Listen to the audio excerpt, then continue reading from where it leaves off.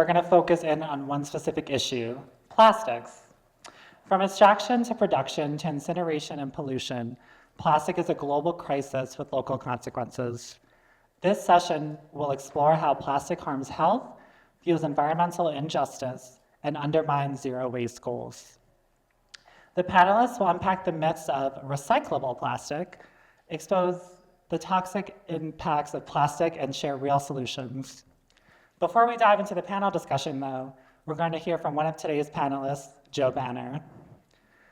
We're so excited to be joined by Joe, who has made the trip up from Louisiana. Joe co-founded the Descendants Project, an organization committed to the intergenerational healing and flourishing of the Black descendant community in the Louisiana River parishes. The lands of the river parishes hold the intersecting histories of enslavement, settler colonialism, and environmental degradation. As a resident of Louisiana's Cancer Alley, Joe champions environmental justice causes and is actively developing strategies to transform land slated for use by pollutant-causing industries into green spaces where communities like hers can thrive. She has spoken before the United Nations and participated in the first intergovernmental negotiating committee to develop an international legally binding instrument of plastic pollution. Ladies and gentlemen, Joe Banner. Thank you for the introduction, and thanks to all of you for coming inside. I hear that sunshine is kind of rare in these parts, so I appreciate you all sacrificing the sun to come and listen to me. Once again, my name is Joe Banner. I am the co-founder and co-director of the Descendants Project. We're based in Louisiana and St. John the Baptist Parish. I also run an organization with my sister, Joy Banner, who is back at home today. I am really just honored to be in this space with you and to tell you more about the story that we have in Cancer Alley. But first, I'd like to really give you a little bit of geography lesson about our area.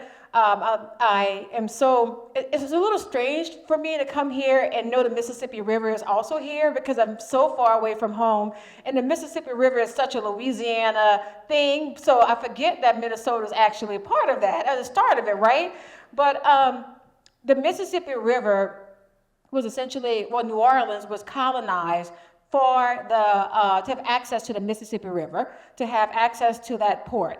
And do trade, of course, internationally. New Orleans, however, is below sea level. So the next area above New Orleans that was actually habitable was an area that we now call St. John the Baptist Parish. So my community was formed in order to actually support the colony in New Orleans. Of course, the indigenous people were there. New Orleans was really never a place where someone should live because of the water issues that they were having. So the indigenous people used it as a trade post. The Europeans came in, they kicked the indigenous people out. Have y'all heard of that story before? Settled that area, and the colony that they established was not able really to thrive until my area, which is known as the river parishes, was settled. The Europeans came in, mostly Germans. They were given small plots of land, and with that small plot of land, they were also given enslaved Africans. So there was these Germans, along with enslaved Africans, were actually farming the land to grow their produce to sell to the colony of New Orleans so that it could actually thrive. Now, you may think, all right, New Orleans is here. New Orleans is a great port city. We have a lot of money coming in and out through that. In fact, we have one of the largest ports is based in Louisiana. We have several of them, but one is right in the middle of our community in Cancer Alley. You would think it is a success story, but really that success is based on the exploitation and the harm to the indigenous people and the enslaved Africans, my ancestors, who were working that land as well. So our work, what we do is we share what's happened, how the system was formed on this exploitation. And these plantations that were built first started off as small farms. Then it changed to monocropping with sugarcane farming. And as the sugarcane crop grew and there was more people coming in and more enslaved people were needed in order to work these plantations. Now, have you ever heard of the term sold down the river? That term actually comes from the selling of enslaved people from up north down to Louisiana, down to New Orleans, down to the river parishes, because it's considered as the most harsh conditions that enslaved people would have actually had to face. And that is my hometown. Now, I will say that I am 10th generation Louisianian. My family has been there for over 300 years. I absolutely love my community despite the way that it was started and created. I'm proud to be a descendant from the enslaved Africans as well as other people who also descend from. What we're facing though right now, because of the plantation system, was the petrochemical companies came in and actually used the land, used a system in order to have that industry continually going. Because of the access to the river, because of the land, that was a perfect setup for the petrochemical companies and other polluters as well, but mostly the petrochemical companies that are creating the chemicals in order to make the plastic. So our community right now in St. John the Baptist Parish are facing cancer risk like never seen before. We have the highest risk of cancer in the country. As I've said before, you've heard it before, Cancer Alley, but we can also be called Heart Attack Alley, Anxiety Alley, Hurricane Alley, because all of these issues are what my community is facing right now. Now, we have the plastic production and the petrochemical. It's really such a, I would say it's a double-edged sword, really always around, because our family also work in this industry to some extent. However, not as many as one would think. But my parents actually my dad worked for Shell, my mom worked for Union Carbide. And this was when the knowledge about petrochemicals and the knowledge about plastic was not really well known. In fact, my parents who worked in those plants, they thought they were safe, or that the plants were really safe because OSHA would come and make sure that the workers were protected. It's now that they're realizing that, oh wait, what about the chemicals that are emitting out of the plant? What about the workers who are exposed to the chemicals inside the plants like they were? My dad's plant and that he worked at the Shell plant was actually a little bit different from the petrochemical companies. I'm just finding out because his plant was actually a pilot for the plastic that Shell was creating. So he was actually working on projects or dealing with plastic, handling it.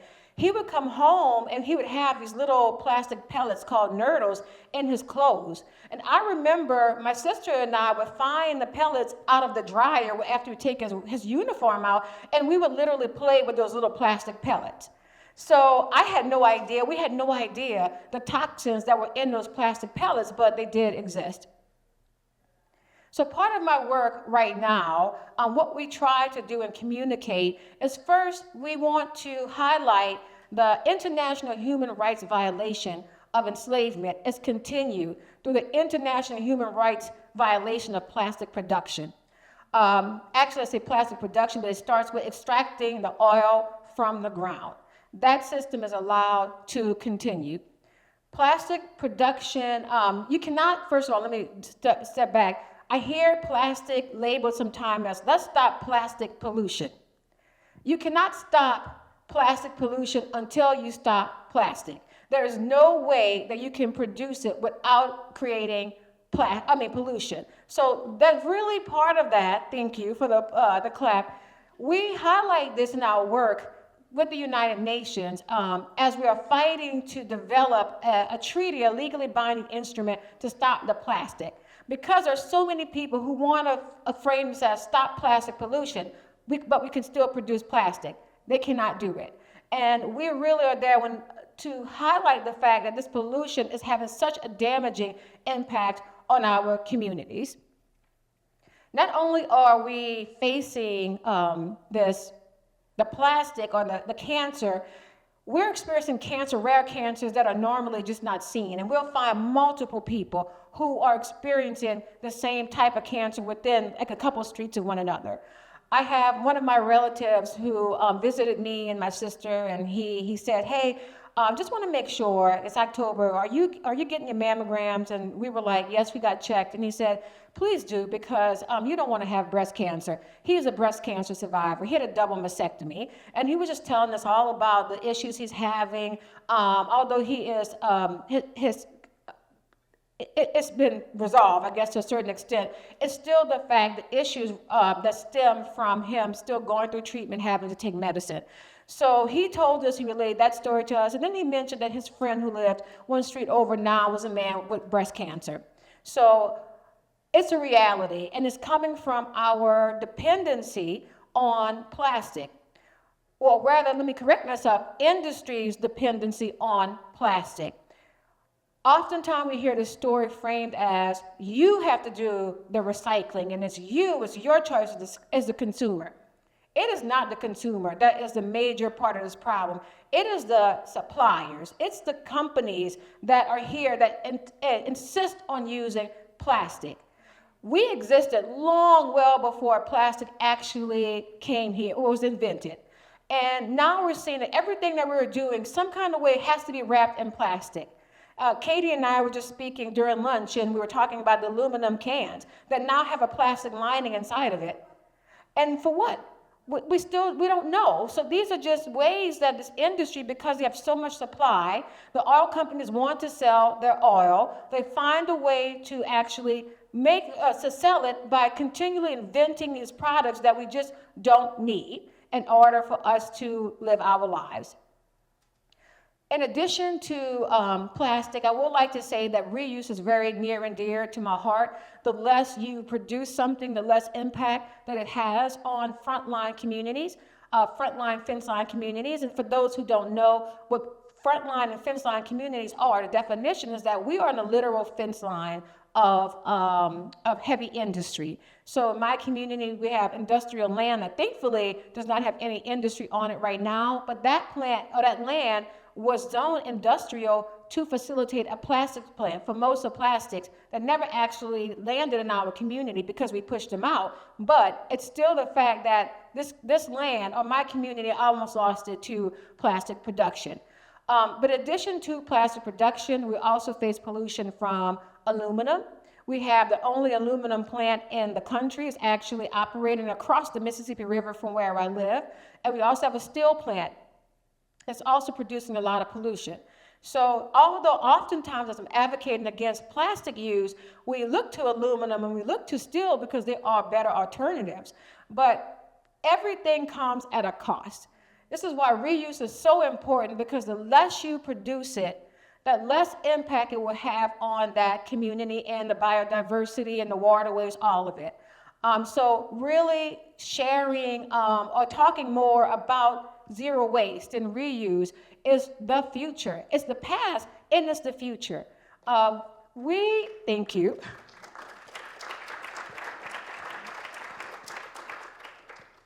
And when we think about the war times, when people were conserving and reusing, that was considered like the patriotic thing to do. We really need to get back into us also doing it, but also making sure the industry are the ones, and the policies we have the policies to support that. So I'll end with this. The reason why the enslavement system was so damaging is because it treated people as disposable. And here we are with a company that also is making money out of disposability, the petrochemical companies, in the same place that harm the people, my ancestors, the most. So disposability, the lack of human rights, or the denial of human rights, that is the center of this plastic issue. And it's one where I'm just very happy to see that there is more people involved, like you all, in waste reduction and helping us confirm or affirm our human rights, which is that we deserve to be on this planet, and we have a human right to clean air, healthy water, and really livable soil. With that, I will end my talk. Thank you. I am super excited to introduce our moderator for our second panel here, where we're going to be talking about plastic as a justice issue from production to disposal. So former Representative Frank Hornstein has been a long champion of waste reduction, environmental justice, and climate action here in Minnesota. First elected to the Minnesota House of Representatives in 2002, he represented District 61A, which is southwest Minneapolis, until his retirement in 2024. Throughout his legislative career, Frank was an outspoken advocate for climate justice and consistently demonstrated what it means to center community voices and those most impacted by policy decisions. During his time at the legislature, he was the chair of the Transportation Finance and Policy Committee, while also serving on the Climate and Energy Finance and Policy Committee, so you were a very busy man. While we do miss his leadership at the Capitol, we're so glad to have him with us today. So I welcome him and I welcome our panelists up to the stage, and please welcome. Well, thank you so much. It's great to see everybody. Really appreciate all the great work that the Zero Waste Coalition has been doing, and I hope the Zero Waste Fest is something that we do more than just once. The energy, the organizing, the networking that's taking place here is very inspiring, as is our panel. So I want to introduce Katie Drews, who is the co-president of Eureka Recycling, where her work focuses on using her experience as a recycling operator to advocate for the elimination of toxics from materials and packaging. Katie also serves as the national director for the Alliance for Mission-Based Recycling, where she has represented the Alliance at global plastic treaty negotiations. Katie also sits on the Reuse Minnesota board. And then we also are honored to have Dr. Mary, I hope I pronounced your name. Try to give it a shot. Kosuth. That's very good. Kosuth. Yeah. Kosuth, okay. Has been studying microplastic pollution for a decade. Her prior research in this field involves methods advancement, testing consumer products, municipal water, raw water, wastewater, and ambient outdoor air. She has also contributed to Citizen Science Project that brings microplastic research to Minnesota high school students. And currently she's a postdoctoral fellow at the Institute on the Environment at the University of Minnesota.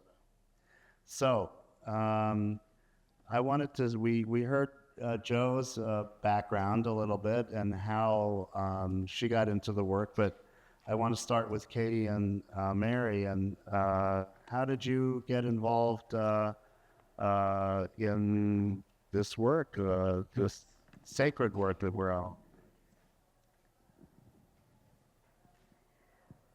I always feel bad when I tell people about how I got started in this work because it was really by accident, and I've only been doing it about 5 years now. But I was in the for-profit kind of corporate world, and I really wanted to do something that filled both of my buckets, that made me feel good and I could do professionally, make money. And it just so happened I came upon a job opening at Eureka Recycling.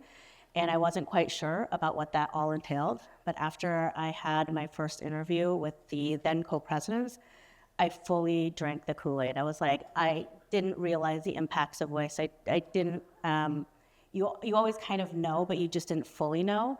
And I just really dedicated the last 5 years to getting intimately involved and trying to be part of the solution as well. So, and it is something that I think so passionate about, and I feel really blessed to be able to do, and feel good about my work that I do. So I know every villain has a story, like a starting story, right? Mine was when I was a new mom, had an infant son. He's in the audience. I won't point him out, though, because that would be very embarrassing. This was 16 years ago. And this is before Instagram, right? So all I could do was read books while I'm glued to the couch nursing my child, right? And I was reading a lot of books about consumer products that had questionable materials in them, and just kind of learning that we don't really have the precautionary principle here in the United States in the same ways that other nations enjoy.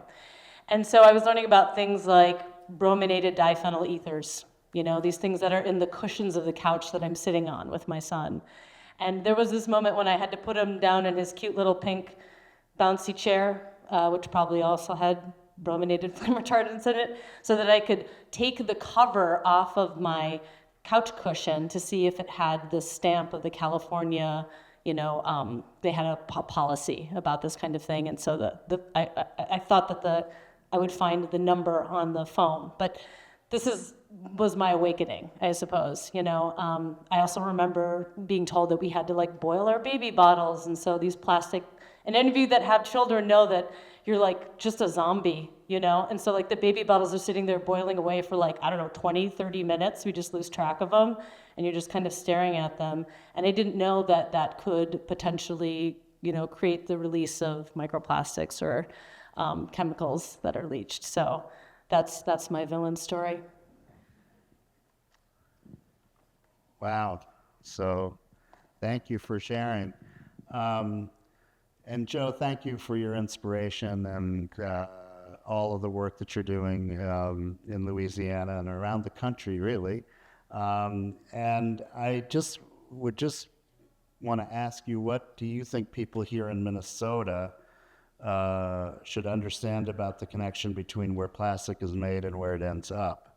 And how are we all impacted by plastics?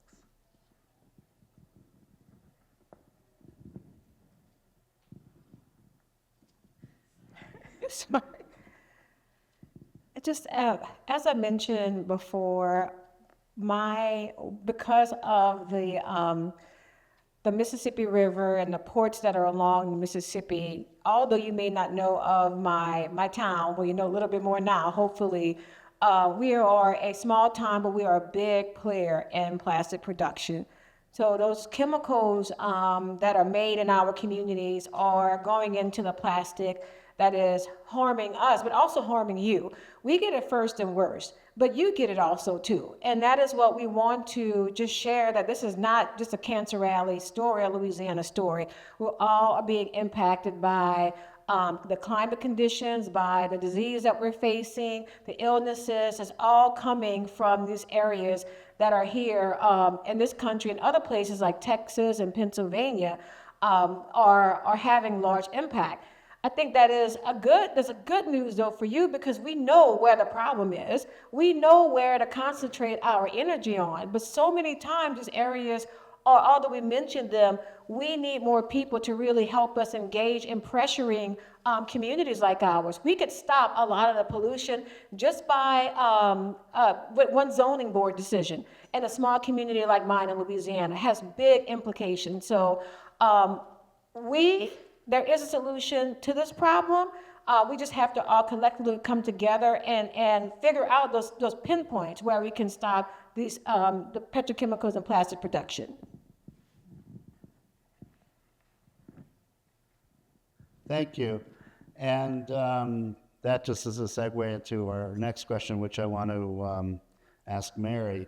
What does the latest research tell us about the plastic pollution impacts on human health and the environment? I know we all have it in our systems, in our blood, the microplastics, but what is the latest research telling us? So up until last week, I was telling people that they've been found in 9 out of 11 human systems, because there wasn't any study that had found it in the muscular or the skeletal system. But now there's actually new research that shows that it has actually been found in blood and blood marrow and cartilage. I see a lot of people just kind of like sighing. I'm sorry. There was a review that actually came out October 1st, so 11 days ago. And they tallied all of the studies that involve human systems and found it in 63 biological compartments, And that is just a snapshot, though, because the body is a dynamic place, right?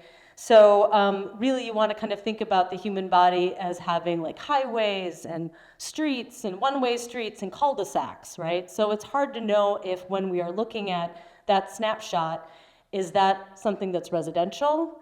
Is that going to stick around for a while? Is it accumulating? Is it increasing? Is the body able to purge it? Is it just passing through? These are actually questions we don't have answers to just yet, unfortunately. There have been some interesting studies that have looked at negative health outcomes like irritable bowel syndrome and tumors and respiratory diseases. And they have found higher amounts of microplastics in some of those cases compared to people who don't have them. But there's no causal relationship yet. And that means we can't say that there's a cause and effect, because somebody who has those things might actually be just more susceptible to microplastics. We don't know, that it was the microplastics that caused those illnesses. So I think that's an important thing to keep in mind. Right now what we have is some associations. But what we do know, and we can't at this point say that, we can't say that like if you get exposed to X amount of microplastics, then your chances of developing this negative health outcome is this. Like, we're not at that point yet. But we do know that there's over 16,325, I think, chemical additives that are in plastics. And we also know that 26% of these are identified as hazardous. And 66% of them, we have no hazard data. So I can say with certainty that we are, all of us in here, part of a non-consensual experiment, population-wide experiment, where we're going to find out really how toxic this stuff could be. We can hope for the best, but again, this is what happens when we're not applying the precautionary principle. We have 414 million metric tons of plastics were generated in 2023. That weighs as much as 69 Great Pyramids of Giza. That was in 1 year. And then the next year it's a little more, and then the next year it's a little more, right? So if you keep putting this stuff into a system like Earth, which is a closed system, last I checked, and it breaks down, it doesn't mineralize, it doesn't turn into something that Mother Nature can use, then it's just going to keep accumulating in air and soil and water and biota. So that to me is enough to want to change that. Thank you. That's very frightening. But it's also a call to action, which we'll hear more about. Katie, we often hear that the solution to plastic pollution is recycling. What are some of the most dangerous myths about plastic and recycling that need to be debunked? And from a recycling operator's perspective, why can't we recycle our way out of the plastic crisis? So clearly, we're all really fun to have at a party. Yeah. Yeah. It's really interesting. We've heard, that plastic pollution starts at extraction, and we hear what's going on in our environment and in our bodies. And recycling can't get the plastics out of our body. Recycling can't solve that problem for us. It is in our soil, it's in our air. We've already said all of that. Recycling can help us from continuing to go back to the well as many times, but just a little bit. Our recycling system wasn't really built for, our infrastructure wasn't really built for the kinds and types of plastic and material that are out there right now. And this constant proliferation, it's unchecked. And really, industry can create any kind of plastic they want, any kind of material type, any kind of package, any size or shape. They don't have to produce for the recycling infrastructure. So, and then they constantly say, oh, but the recyclers will take care of it. And we have a facility in Minneapolis. We process about 100,000 tons every year. And even with all of that, we're still not even scratching the surface. Really what recycling works best, when recycling works best is when the top of that zero waste pyramid is prioritized, when reduction and reuse are prioritized. Our recycling system wasn't made for all of these types of plastic that are out there, and the material types again. So I always say that our recycling center, a facility, a MRF, a material recovery facility, is a snapshot in time, and it's generally a snapshot in time for about 2 years before that switch went off, at a minimum, because it takes so much time to plan, to design it, to get the financing, then to actually start building it, to test it out, and then flip that switch. So that's a snapshot in time, and you build it for the material and the composition that is coming through. It's kind of out there in the market at that point in time. And in those 2 years from that design phase, you could be living in a complete new reality. So we just went through a $12 million upgrade at Eureka. And we are one of 6 facilities in the Twin Cities and about one of 400 nationwide.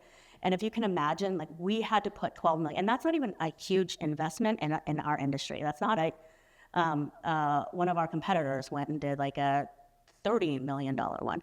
And that's pretty normal. So if we have to do that just to keep up with the composition, the changing composition, think about what every single one of our facilities nationwide has to do. And that's not to mention that there are municipalities that don't have access to recycling facilities. Minnesota, we are really good recyclers. We've got a low residual rate. So what goes out of our facility as trash, as unrecyclable, it's really low. We sit around at our facility about 10%. The national average is about 20%. So part of that is because Eureka cares. We're trying to do all that we can. But Minnesotans really care, and we have a well-built infrastructure. There are places in the U.S. where that's just not the case. And producers they manufacture their product for the most well-built of the systems, not the least well-built. And so we have a great infrastructure here, but that's just not the case nationally. But we continue to flood the market with all of these materials that we just don't need. And we're never going to get ourselves out of this unless we start investing and innovating at the upstream and stop thinking that recycling is going to change all of this, because recycling can't get the toxins out of material. It wasn't built to be a detox system. And if anything, and what studies are showing, is that recycling actually just is a vehicle for all of these toxins to then migrate from one material to another material. So the thing I want to leave you with is that recycling does work. It works so well for paper, for metals, your cans and your steel. And like Joe said earlier, the extraction of those materials from our earth is just as bad. And so we want to make sure that those things are kept in circulation. And so supporting reuse as much as possible. But the plastics in our facility take up about 10 to 13% of our total composition, but they cause the most issues. They're over and over again. They are the material that is contaminating the other streams that we are really having to do those investments for, because paper doesn't really change. Paper remains flat. It remains the same material. There's not much innovation that happens with paper. And our systems really are designed for paper and containers. So the more flattened, one thing we talk a lot about is like filament flexibles, or flat materials that are plastic but act like paper in our facilities. Those things contaminate then the paper stream, but it is the plastics for sure that contaminate the other streams, and they take up so little room in our actual facilities.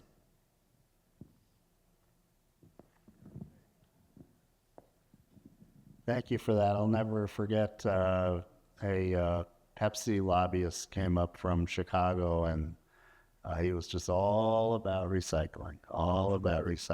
And it was, you think about the fact that these corporations have these resources, and I think sometimes elected officials are vulnerable to these myths. So I think that you're getting your message out there. It's so important. So this is a question I want to address to the entire panel. Plastic pollution disproportionately impacts frontline communities from Cancer Alley to neighborhoods near incinerators here in Minnesota. And so just a couple of questions related to that. What does an equitable approach to reducing plastic pollution look like? And how can zero waste strategies support environmental justice? So we'll start here with Joe.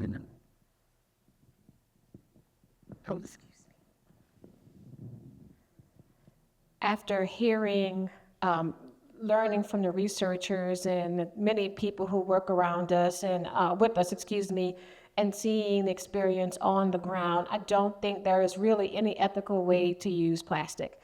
It's really the problems that it's having, as was mentioned, the problems that we know are still emerging. We're using something that we know is bad for us, the same way that we use mercury and we had lead and everything and we know was bad for us. So it really, I think, oftentimes this work may come down to try, how do we make people feel good about it, and what can we do? And as you said, let's give recycling solutions and ways that we can some kind of way make it better. The only way to make it better is just to stop it. That is the only way that we'll see true healing for our communities and other fence-line communities because of the impact that it's having. So even if we use it, we have to be conscious that someone is being harmed by it, and that somebody is you as well, in addition to us. So it's I think it's a hard pill to swallow. We look at so many different ways that it's used. We use it for transportation. We use it for airplanes. We use it for all of this. These are the industry talking points that we've heard. But what they're not saying is that where most plastic is coming from is from clothes or plastic litter or production. It's coming from straws, from plastic bags that are being produced from the so-called recycled plastic that's being used. Because a plastic bottle, if it's recycled, it can never be a plastic bottle again. It only gets downcycled into those straws, into those plastic bags that we are using. But even if we have the best intents of using it, it's still harming somebody because you can't produce it without the chemicals that's happening. So the times that we do produce it for maybe transportation, but less transportation, so bigger, if it's trains, right? I'm just using trains, but that's something that everybody can use without having to produce a car for everybody or something for everybody. How can we get the most use out of that one item versus everyone having to have that item produced? And I know that's maybe unpopular, and we hear about this maybe being defined as uncapitalistic, but really, if we want to heal, these are the solutions that my community needs. I think we kind of were talking about this in the last session too, but the narrative around like whose table it is and where it belongs, it continues to be like, oh, the table, you get an invitation to the table. And for some reason, we've allowed industry to think that this is their table and that they invite people into it. And I think the equitable is to make sure that everyone has a seat at that table so that we're all there, we're all representing our own personal interests, and that nothing happens without everyone at the table, and that the community is involved in every decision. It can't just be even people in government. It can't just be people in industry. It has to be, that table needs to be populated by all of us. And most importantly, it needs to be populated by the people who are being harmed the most from the decisions that are going to be made at that table, who are going to be impacted and harmed the most. So I think that's like the start of how we get to equitable solutions. And unfortunately, there is not this just magical flip that can be a switch that can be flipped, where we stop our dependency on plastic and industry stops their dependency on plastic. So I think we do happen to go to like the extremes. Like people will say, well, but we need plastic for X, Y, Z, and that's like even going to like the medical device or in healthcare. But we need it for healthcare. And so I said we need to focus our innovation and our investment at the higher end of the pyramid, and because if we continue to say that that we're going to focus on waste management, then we're never going to get to those solutions. And that technology and innovation beget technology and innovation. And so when we focus our solutions upstream, we're going to come up with something that's going to pave the way or light the path, or we're going to learn something from that innovation that's going to get us to the next step on that path. So we might not have it today to say, we know exactly what we're going to do for the healthcare industry, but something that we learned today will help us eventually get there. And just think of like computing. Like now we can just compute so much faster But we're not going to do it if we continue to sink all of our investments, all of our resources, all of our energy at the downstream solutions and waste management. So a question that I get a lot is, what can I do to reduce my exposure to microplastics? And there are some ways that all of us can do this, but when you really start getting into it, I actually hate answering that question because it really comes down to how much resources you have. I mean, honestly, if you, like, I'll give you a story. I was at a big box store, local, and they had these queen-size sheets that were soft, and they were $20, which was just the right price. And so I brought them home, and then I looked at the label and realized, oh, it's 100% synthetic, you know? They're cheap because plastic is cheap, you know? And if you are busy and you're working, 40 hours more or whatever, like you just don't have the time to package every little thing for your child in a glass container and send them off to school. It's just not, our systems are really set up to make this something that, to do all of those right things that are the healthiest or whatever, is not always accessible to everyone. And so I just feel like we really this needs to be a systems change so that everybody has access to the best materials and the least toxic ones. Thank you, and this is another question for the entire panel. What role can state and local governments play in holding corporations accountable? And I just want to give a shout out to Representative Sydney Jordan, who's here. You're going to hear more from her later, but yeah. She's an example of an elected official that knows how to hold corporations accountable, and she'll tell you more about that. There's always a place at the table for the community when you're dealing with Representative Jordan. So anyway, how can state and local governments hold corporations accountable? Sure. Well, as a scientist, my PhD work was funded by the LCCMR grant, which is a state grant. Yes, love that. So they invested in my education, and I invested 6 years of my life studying microplastics. Now I know how to research this stuff, right? And then January happens, and the last I read in Nature, something like $4 billion of national funding for NIH and NSF has gone away. So here I am. This is a terrible return on investment, by the way, to have invested in my education. And all I want to do is study this stuff. All I want to do is this research, and I can't. So that's not, that just sounds like I'm kvetching. I'm not really like offering, funding research is important, I think. And we're clearly doing this at the state level, but it needs to happen higher up as well.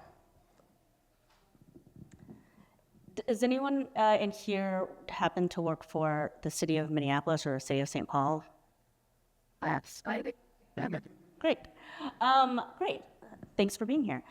So there are a couple things that both of those municipalities have been doing. And I think there's a lot that folks in government can do, is actually connecting with community, connecting with their solutions providers, and knowing who all should be at the table.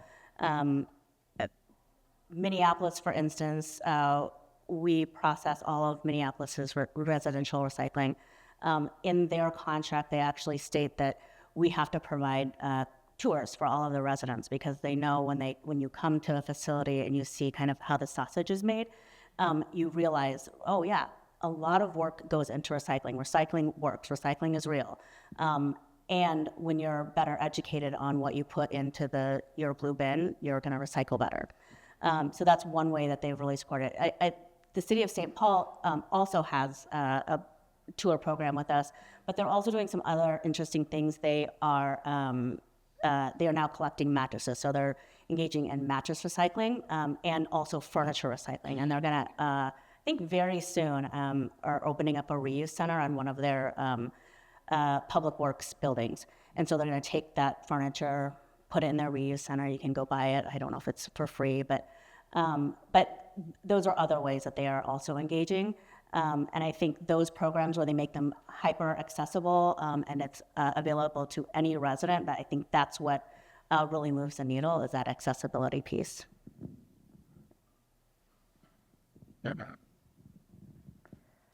For us, just one major way that we can have our government, local and state, help in this situation is to stop giving out the subsidies for these industrial plants, particularly oil companies.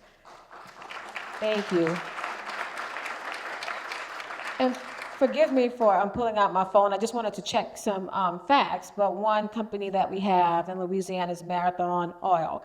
And this company every year is up for a tax break. It goes in front of the school board. It goes in front of the sheriff and the tax assessor, and it goes in front of the council. And all of them have to agree, essentially, to have this exemption passed. And the reason why they agree on it is because the money is coming from them. So this money is coming from their budget. And one year I was looking at in 2021, there was a $41 million tax break that went to Marathon. That's one company, one tax break. They actually get multiple ones for that one company.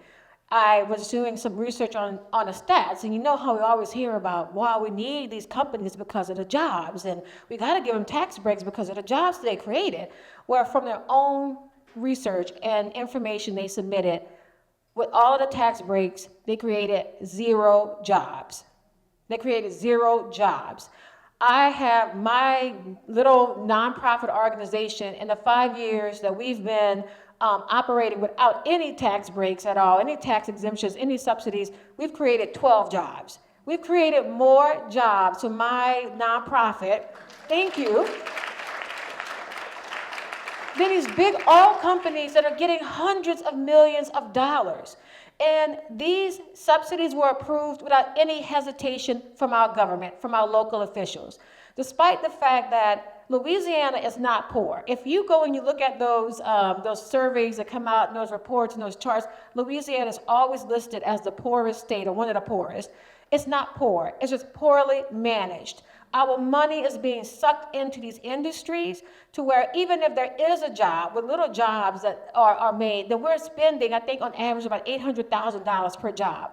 The worker is not getting $800,000, but that's what we as the taxpayers are paying. So it does not make any economic sense if we want to just go by the dollars and cents of it all. It does not make any economic sense for us to really prop up this industry any longer.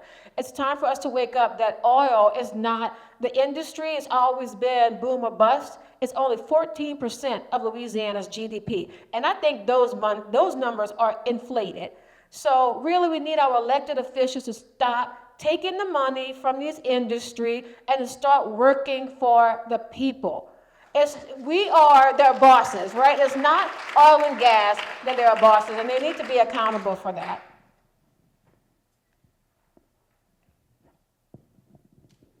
Very good point at the end. So just a couple more questions, and then we'll open it up for your questions to the panel. First off, what are some concrete actions that individuals and communities can take to fight plastic pollution and support frontline communities? First, I want to just say, Joe, if you're ever running for office, you got my vote. Woo! All right. I'm a huge proponent of just talking to community members. I know it's hard for us, again, to go to corporate headquarters at Target and say, I want you to change, the plastic packaging that you use. That's difficult. But you go to your local grocer, you go to your local restaurant that you love, and you just talk to them like, I'm your neighbor. I live in this neighborhood. Your kids go to the same school that my kids go to. You're not this abstract idea. You're not like this bot on a comments thread. You're like a neighbor, a real person. And you can just tell them kindly. I know Minnesotans, we don't really like to get up in each other's beeswax, But there's a kind way that you can just like inquire and just say like, I'm concerned about this. I learned about this, about plastic, and is there some way that maybe we can package this food in something else, you know? Or maybe like, you know, be a resource for them and help them connect to people who are doing something in an alternative way. So I really love that face-to-face, analog, non-digital, you know, interaction. I'm a big proponent of that. I think this is a really great start, actually, just being here, being in community, problem solving together, hearing, learning, leading, teaching each other in this space. So this is a great place to start. I think collective action is really powerful. And so get involved with the Minnesota Zero Waste Coalition if you are not already, and help grow by numbers and by power and by voices. And I like to say when and if you can, vote with your dollars, buy things that support the kind of community you want to live in, the kind of environment you want to live in, when you can. But I know that's not always a super accessible response, but when and if you can, vote with your dollars, and support the organizations who are, your reuse organizations, your local nonprofits, and your local folks also. Also, when and if you can.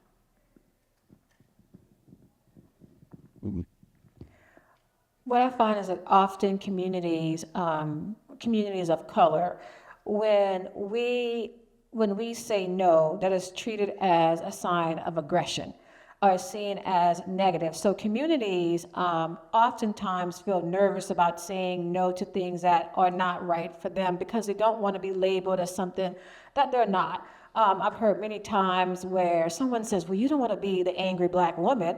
I'm like, well, I am Black and sometimes I'm angry, so I guess I am the angry Black woman. You still ain't moving your industry in my community, so both can exist at the same time. No is a full sentence, and while I appreciate there are times when we need to come to the table, there's also times when you can refuse to come to the table and say, there is no negotiations. We do not want you in our community. We are firm in that, and to stand in your no.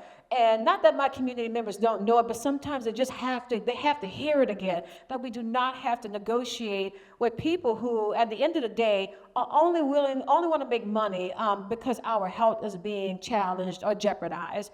And really, the oil companies and other industry, not just oil, but other polluters, in their marketing plans, they have our silence as part of their marketing. They know how to come into communities and try their best. They start from the top and going to our churches, our school systems, really embedding themselves in our community so that we can stay silent. So it is part of our responsibility, although I hate that we have to be the ones who are responsible, but it is part of our responsibility to push back as much as we can and to say no when need be.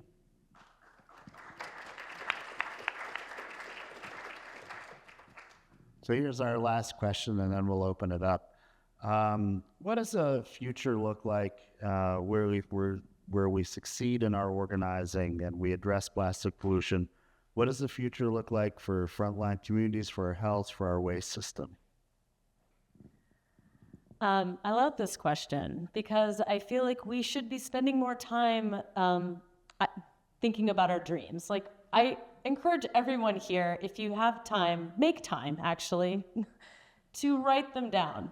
Like, it's an exercise that we just don't engage in enough, really, and we need it so that we have a vision about where we want to be. Otherwise, we're just like, oh, we don't like it here, but what does that mean? Like, we have to have a vision for the future. So I kind of have been thinking about this, and in my dream world, there are little charcuterie shops, like in every neighborhood, where you can get yogurt and cheese and fruit and nuts and granola and like all your favorite stuff. It's not packaged in plastic. There's no waste that goes into it. It's all refillable. When I was 8 and I lived in China, we had these little ceramic mugs that had yogurt in it. And then we would go down to the yogurt maker, which was like a block away, and we'd have this face-to-face interaction, and I would give them my old ceramic mug, and then they would give me the new one that had yogurt in it, and we just rip the paper off the top and eat it. And then the next day, the same thing. It's this human interaction.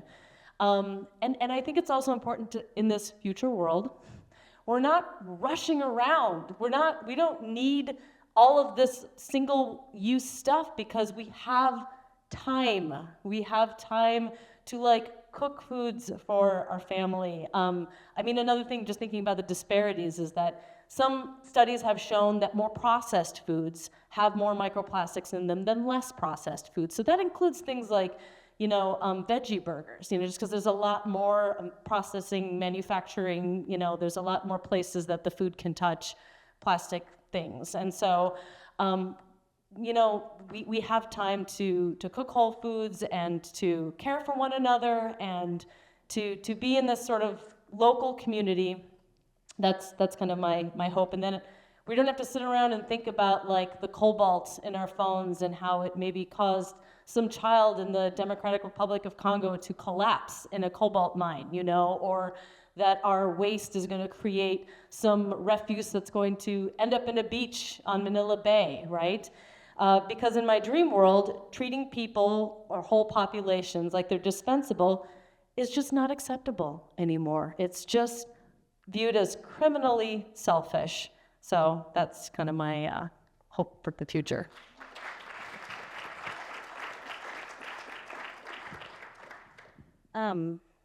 I also love this question, but it also seems really hard to answer. But I think that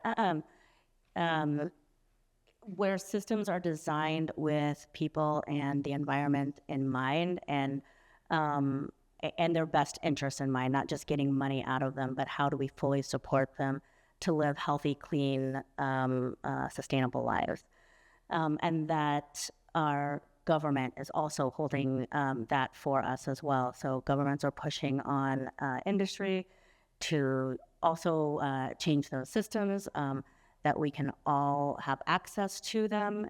Again, it's super, you mentioned this already, that it's not easy to live, make your own toothpaste and all of that. And that's not necessarily what we need, but we need systems that are actually putting human and environmental health first, and we need systems that are designed with that in mind, and where we can all have access to those systems, and where things have actual value. So the resources that we have real value, and they're not thought of as disposable, discardable, that they are valuable pieces in our life. And so we're not designing things to be discarded. We're designing things to be used over and over and over, to be valued. Where we're investing, again, in how do we rethink packaging? How do we reduce packaging? How do we reduce consumption and production? How do we build systems that support reuse and keep all of those things that we value in use and in circulation? And then how do we make them as safe as possible for all of us? We hear a lot, there's, how can this plastic be safer? How can we make safer plastics? And I'm going to steal a line from Jo, and she could probably say this, but I've heard Jo say this several times, is there's no safer cancer. And so as soon as we start extracting that in those communities, there's no way to say, oh, this cancer is less safe. This cancer is more safe. So yeah.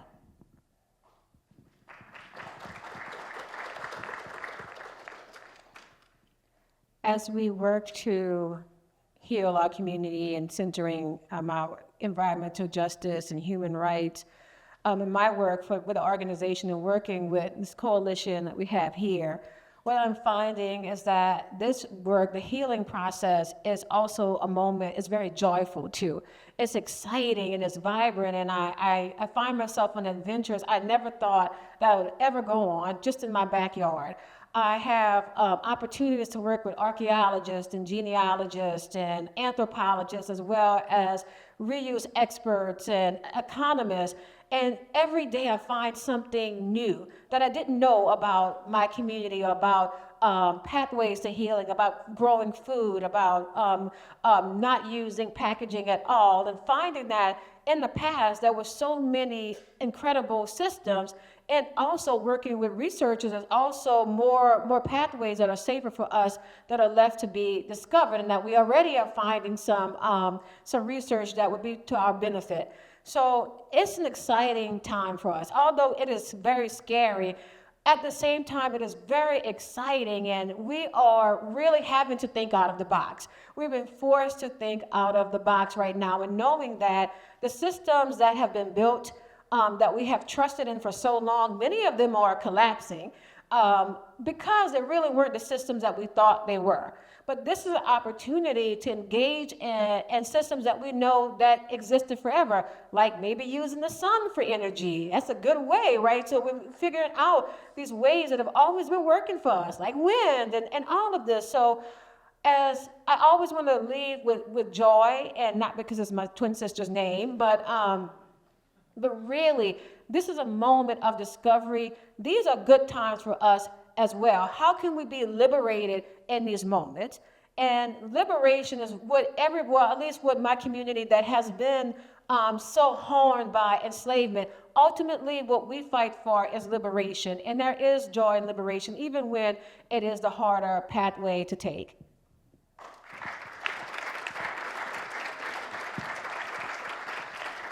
Excellent.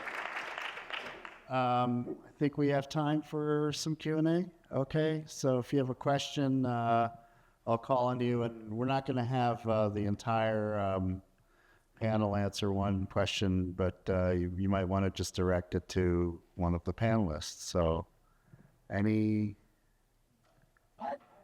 I had a simple technical question. Is there such a thing as compostable plastic? Because I'm seeing that a lot now in the market, and I wonder if this is just a hoax, or if it's something that somehow we can build on for the future. Maybe, Compostable plastic bags and stuff like this. I'll just say really quick. I do know there's 436 species of organisms that can break plastics down, but there are some problems with getting the plastics and those species together. Yeah. There, on the market, yes, there are things called compostable plastic that are BPI certified, but I think there comes with a lot of caveats. Like, it's still plastic. It still needs certain things to be created. It's still a very linear, we're creating something for then to be composted. And it's not naturally just an organic material. But I think it's very confusing because it has to be composted in a commercial compost facility. So it can't be in your backyard, it can't be in your community composter. It's also really confusing because you don't always know that it is compostable. And people think it's recyclable, but they think it's a piece of plastic that they can throw into their bin, but it actually can't go into your blue bin to be recycled. A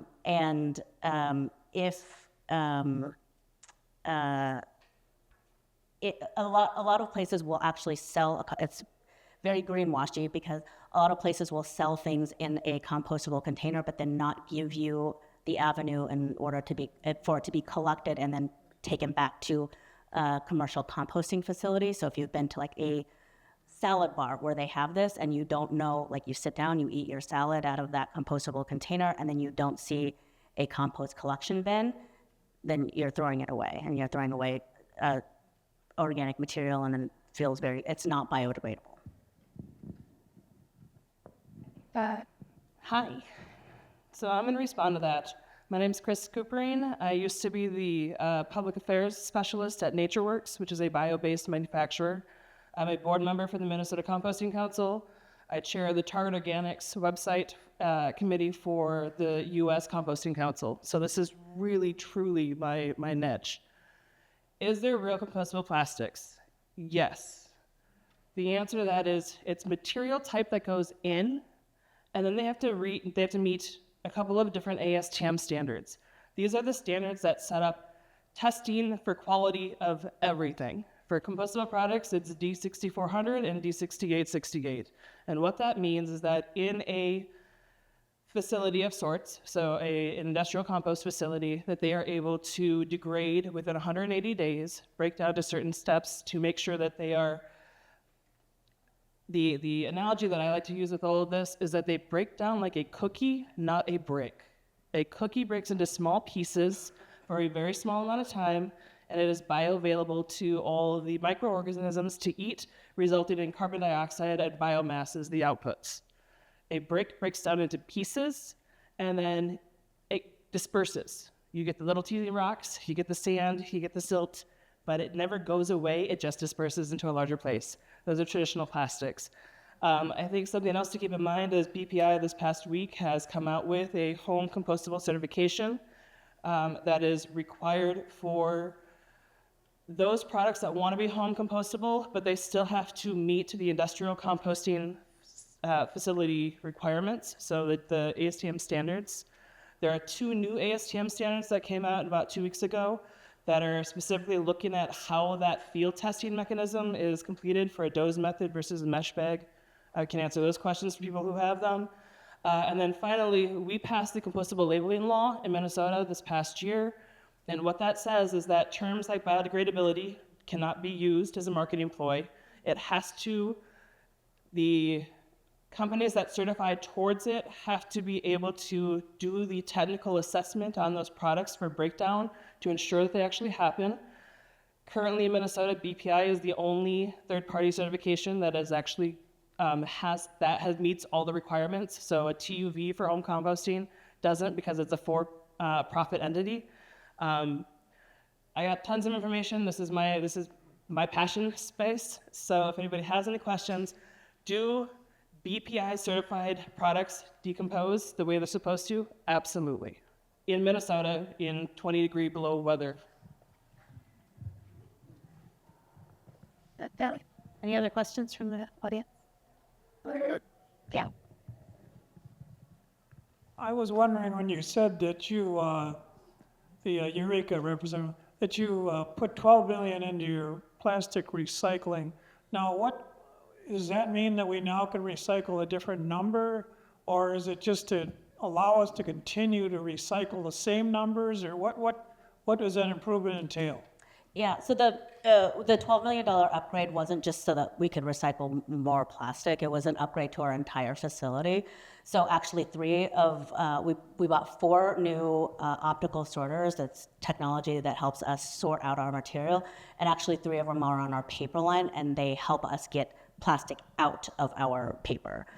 So no, if you're living in Minnesota, it's still 1, 2s, and 5s. And I like to do that. I love you recycling. I recycle 1, 2s, and 5s.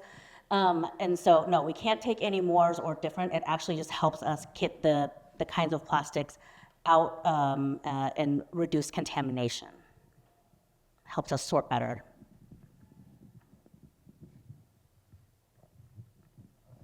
Okay. Any other questions? All right, time's up anyways. So let's give a round of applause. And